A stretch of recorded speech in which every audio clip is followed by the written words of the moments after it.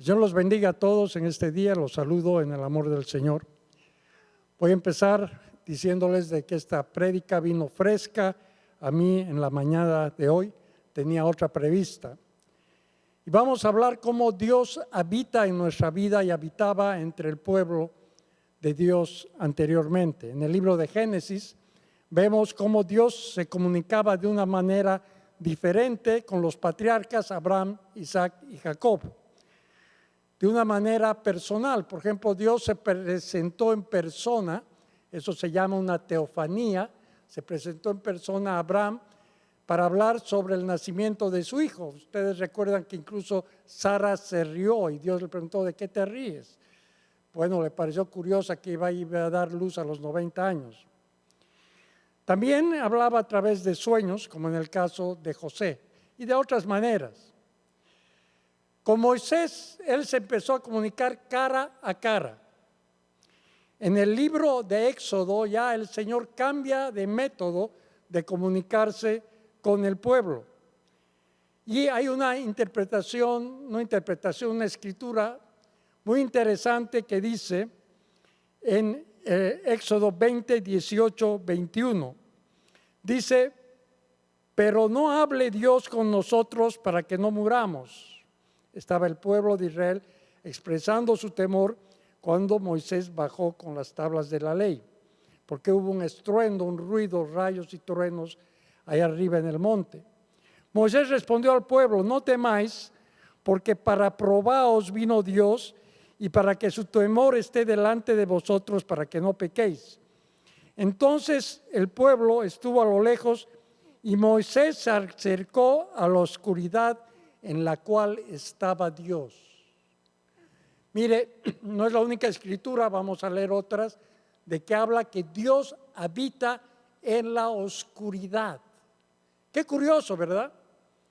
Pero no tanto, porque no se olvide algo, lo que dice Primera de Juan, capítulo 15, 7. Dios es luz y no hay ningunas tinieblas en él. O sea, Dios habita en la oscuridad, ¿para qué? Para alumbrarlo todo. Entonces, tenemos un Dios que le gusta resplandecer. Por eso habita en la oscuridad. Recuerden ustedes también que Moisés entró a la cueva cuando se encontró por primera vez con el Señor y había una zarza ardiente. Zarzas son unos leños secos ardientes y se acercó, ¿verdad? ¿Por qué? Porque estaba en la oscuridad, porque esa zarza, ese fuego resaltaba en la oscuridad. Dios habita en la oscuridad. La semana anterior la pastora Erika les enseñó sobre la presencia de Dios en nuestra vida a través del recorrido del arca, ¿verdad? Y vimos cómo Dios habitaba en el arca entre los querubines. No sé si tenemos la imagen. Ahí está el arca, ¿verdad? Dios no habitaba dentro del arca, sino estaba entre los querubines. Pero Dios necesitaba un tabernáculo. ¿Qué es un tabernáculo? Una tienda. Entonces Dios le dictó a Moisés cómo tenía que ser esa tienda donde él iba a habitar. Y esa tienda donde él iba a habitar está muy bien relatada en el libro de Hebreos, capítulo 9, 1 al 8, y habla lo siguiente del tabernáculo. Dice, porque el tabernáculo estaba dispuesto así. En la primera parte, llamada el lugar santo, estaba el candelero, la mesa y los panes de la proposición. Tras el segundo velo estaba la parte del tabernáculo llamada el lugar santísimo, el cual tenía un incensario de oro y el arca del pacto cubierta de oro por todas partes, en la que estaba una urna de oro que contenía el maná, la vara de Aarón que reverdeció y las tablas del pacto. Y sobre ella los querubines de gloria que cubrían el propiciatorio, en los cuales cosas no se puede hablar ahora con detalle. Mire, él habla de que no se puede hablar con detalle. ¿Por qué? Porque está ampliamente explicado cómo era el tabernáculo inicial del Señor, ¿verdad? En los libros de Éxodo, Números, Deuteronomio y Levítico. Hay mucha explicación, muchos capítulos dedicados a cómo era el tabernáculo y qué servicios se debían realizar en el tabernáculo. Pero lo importante dice, pero en la segunda parte, o sea, una parte era donde estaba, como dice, estaba el incenciario de oro, el arca del pacto cubierta, estaba la mesa de los panes de la proposición, donde se realizaban los sacrificios, etcétera.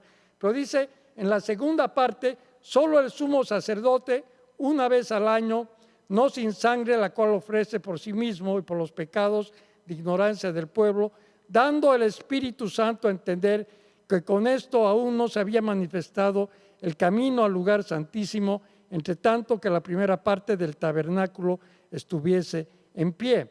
En la segunda parte era el lugar santísimo, donde estaba el arca. Si lo puedes poner el arca de nuevo, por favor. Esa arca estaba dentro de ¿qué? Del tabernáculo.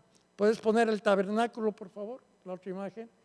En la parte final, ahí está el tabernáculo, que era un lugar oscuro, cubierto con cortinas gruesísimas de varias pulgadas. Era un lugar oscuro donde estaba el arca. El arca estaba en la oscuridad porque Dios habita en la oscuridad.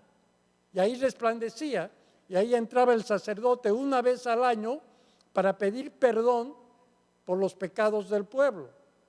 Y el sacerdote tenía que estar santo y purificado, y lo metían al sacerdote amarrado con una pita, porque si estaba en pecado moría y lo tenían que sacar jalando la pita. Solamente tenía entrada ¿quién? El sumo sacerdote.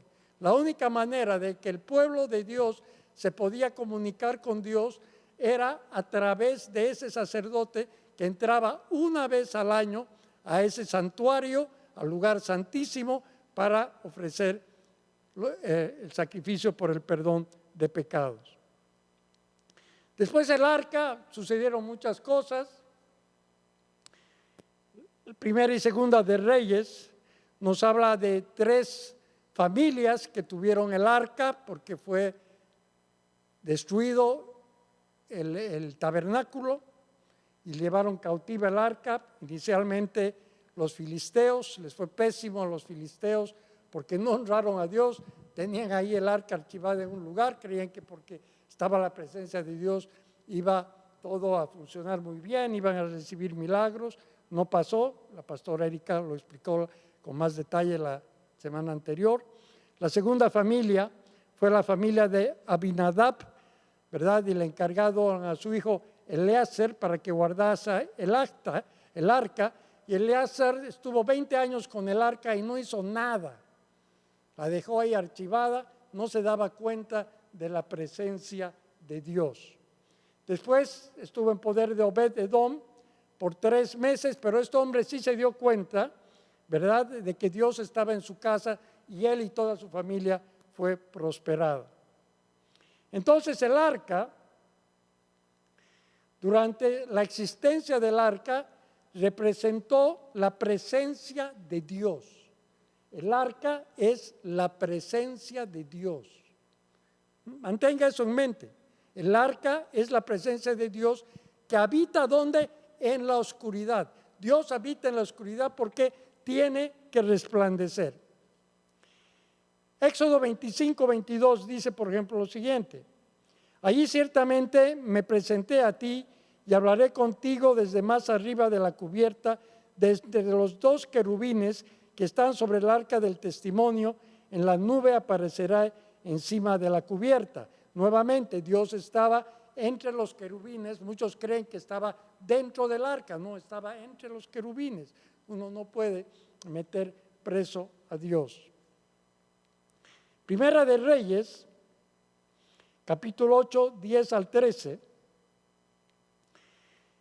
dice lo siguiente: y los sacerdotes metieron el arca del pacto de Jehová en su lugar en el santuario de la casa, en el lugar santísimo, debajo de las alas de los querubines, porque los querubines tenían extendidas las alas sobre el lugar del arca y cubrían los querubines el arca y sus varas de encima. Y cuando los sacerdotes salieron del santuario, la nube llenó la casa de Jehová, y los sacerdotes no pudieron permanecer para ministrar por causa de la nube, porque la gloria de Jehová había llenado la casa de Jehová. Entonces dijo Salomón: Jehová ha dicho que él hablará en la oscuridad. Llevaron el arca a un sitio definitivo, porque Salomón empezó a edificar y edificó el templo, y cuando estuvo concluido lo metieron el arca a un lugar santísimo, ya dentro de un templo. Ya no había tabernáculo, lo metieron dentro de un templo, y resulta de que nadie podía permanecer en ese lugar porque la gloria de Dios era tan fuerte que no podían soportar. Bueno, creo que a todos nos ha ocurrido que cuando viene a veces con poder la gloria de Dios, no la podemos soportar, nos caemos, nos mareamos, nos sentimos felices, pero no podemos soportar porque la presencia de Dios es tremenda. Pero aquí interesante notar lo siguiente. Entonces dijo Salomón: Jehová ha dicho que él habitaría en la oscuridad. Por eso metieron el arca ahí al lugar santísimo, y se repetía lo mismo que en el tabernáculo de reunión, pero ya en un templo, que una vez al año entraba el sacerdote, el sumo sacerdote, a pedir perdón y a comunicarse con Dios por el pueblo. Dios habita en la oscuridad. Es muy interesante porque aquí vamos al centro de la enseñanza. Este ha sido el preámbulo. Dios, Jesús, dice, es la luz del mundo. Juan 1:5. Esta luz brilla en las tinieblas y las tinieblas no han podido apagarla. Juan 8:12-14. Yo soy la luz del mundo, dice el Señor. Yo soy la luz del mundo. Jesús es la luz del mundo. El yo soy del Antiguo Testamento, que era Jehová, es el Jesús del Nuevo Testamento, y dice: yo soy la luz del mundo. Jesús es la luz del mundo. Y Él nos traspasa a nosotros y nos dice: ustedes son la luz del mundo. Una ciudad en lo alto de un cerro no puede esconderse. Nos ha pasado a nosotros: ustedes son la luz del mundo. Ahora, fíjese lo siguiente. Nosotros somos templos del Espíritu Santo. Hay un lugar externo. Nuestro lugar externo es nuestro lugar santo. Por eso el Señor dice que debemos cuidar nuestros cuerpos. Dentro de nosotros está el lugar santísimo. Y así como el arca habitaba y estaba en un lugar oscuro, Dios habita dentro de nosotros, el Espíritu Santo, en un lugar oscuro que es nuestro ser interior. Fíjese algo interesante. Hace muchísimos años, ya 35, recuerdo que estábamos recién casados, 30 años, perdón, estábamos recién casados, y me vino un ataque terrible, casi me muero, ¿verdad? La vesícula me estaba por reventar, me llevaron de emergencia al hospital, me operaron con lamparoscopía, conocen ese método, ¿no? Le hacen unos tajitos acá y le meten una cámara con luz, una luz por acá y aquí tienen el bisturí y a uno lo operan. Bien, el médico que me operó era mi amigo, además Eric estuvo presente en la operación, y me dio un video de mi operación, me lo grabó, porque era además, estamos hablando 30 años atrás, era muy novedosa toda esta técnica, ¿ok? Entonces, cuando yo me di cuenta de que dentro de mí es oscuridad total, dentro de mí era oscuro, completamente oscuro. Es por eso que cuando usted le sacan un rayo X, ¿verdad?, necesita una potencia increíble para que penetre, porque es completamente oscuro. Nosotros somos el tabernáculo, somos el templo de Dios, somos el lugar de habitación de Dios. Y cuando Dios viene, habita una luz dentro de nosotros. Una luz que es poderosa. Pero obviamente lo que sucede es que muchos la van apagando, no le dan importancia, entonces la luz no brilla mucho. Pero aquí el Señor nos dice: ustedes son la luz de este mundo. Una ciudad en lo alto del cerro no puede esconderse. Si usted tiene al Señor en su vida, usted no puede esconder la gloria de Dios. Usted tiene que resplandecer. Usted tiene que preocuparse para que esa luz brille dentro de usted.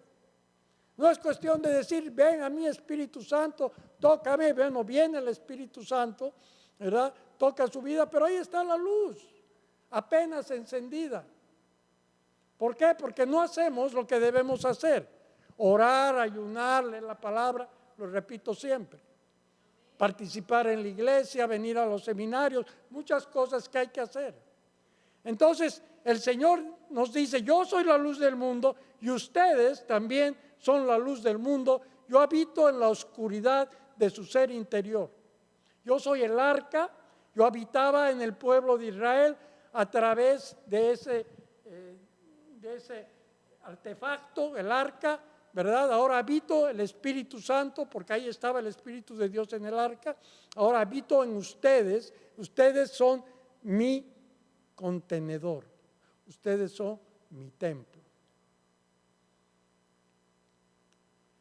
Ayer fuimos a una reunión muy agradable realmente, con pastores de Fort Bend, la mayor parte americanos, afroamericanos, había latinos, había de todo. Dos, ok. Y pudimos compartir la palabra y orar juntamente con ellos. Muy linda la reunión. Y mira, la presencia del Señor estaba bellísima, bellísima. Pero pasó lo significativo. Un momento de eso yo divisé un hombre al fondo, un hombre mayor. Si digo que es mayor debe ser de mi edad. Y ese hombre resplandecía. O sea, tenía una luz ese hombre, que había algo que a uno lo llamaba a acercarse. Pero él se me acercó a mí antes y empezamos a hablar. Un hombre muy sencillo, muy tranquilo, pero el hombre resplandecía. Yo dije, este está lleno del Espíritu. Y después me habló, había sido un famoso autor de varios libros, que viaja por todo el mundo, un hombre muy sencillo.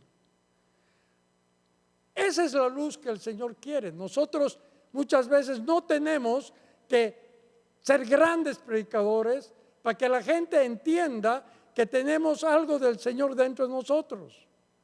Debemos alimentar la luz que está adentro, porque nosotros somos ese tabernáculo de reunión, somos la tienda del Señor, somos el templo del Señor y Dios habita dentro de nosotros.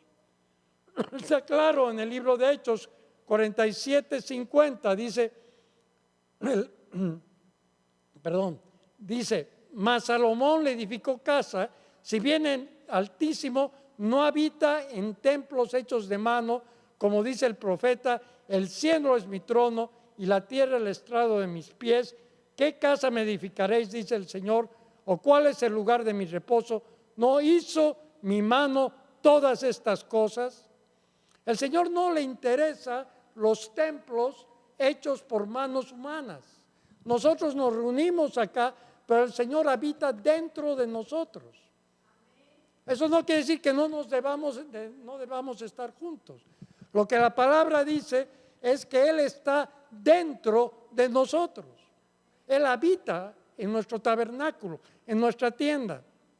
Porque Él no necesita de manos humanas que le construyan templo. Él habita en su creación directa, que somos nosotros. Hechos 17, 24, 25. El Dios que hizo el mundo y todas las cosas que en él hay, siendo Señor del cielo y de la tierra, no habita en templos hechos por manos humanas, ni es honrado por manos de hombres como si necesitase de algo, pues Él es el que da vida a todos y aliento. Él no necesita construir grandes templos. Él habita en nosotros. Nosotros somos su templo. Pero debemos cuidar el templo. El templo tiene que estar limpio. El templo tiene que estar libre de mayores contaminaciones para que esa luz resplandezca más. Muchas veces viene el Espíritu Santo, sí, soy santo, soy bueno, gracias Señor. Pero no hacemos resplandecer la luz de Dios. Nos olvidamos, archivamos al Señor, decimos, oh, qué lindo, soy cristiano, oh, gloria a Dios, el Señor me bendice, pero el Señor quiere tener intimidad con nosotros. Quiere que nosotros nos comuniquemos con Él. El Señor es el más interesado en tener una relación con nosotros. Dios es amor, no entendemos el amor de Dios. Dios puede amar a toda la humanidad porque es Dios y nos ama a nosotros, pero quiere nuestra vida y quiere habitarnos porque a través del Espíritu Santo nosotros podemos llegar a conocerle, no hay otra manera.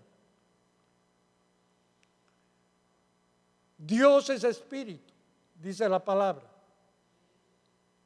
Y los que le adoran en espíritu y verdad es necesario que le adoren. No hay otra manera de adorar a Dios si no es en espíritu y en verdad. Es a través de el templo que somos nosotros que podemos alabar y glorificar a Dios.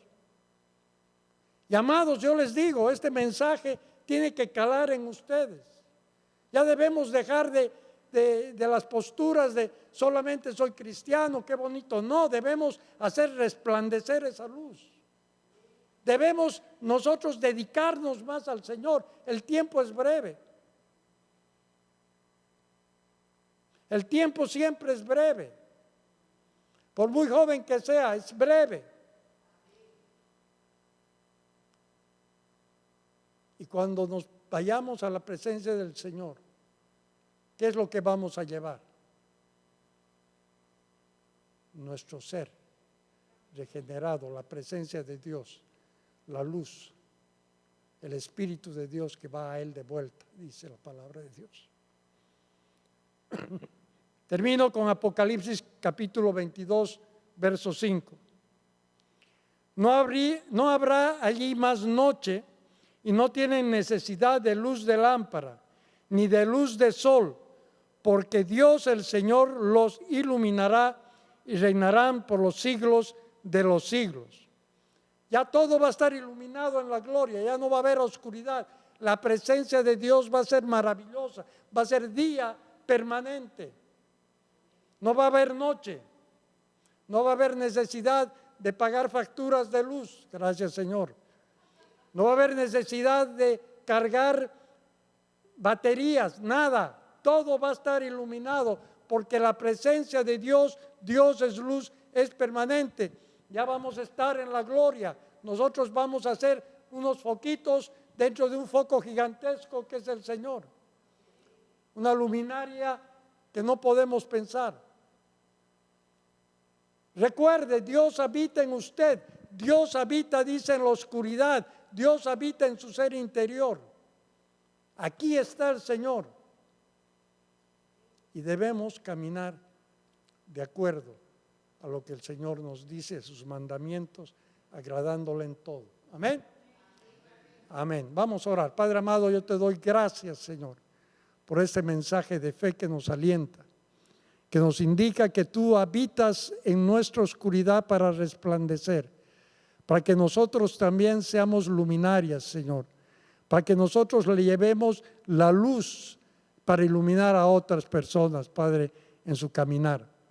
Gracias te doy, Señor, por este día. Te bendecimos y te damos gracias en el nombre de tu amado Hijo Jesucristo. Amén y amén. Gracias, Señor.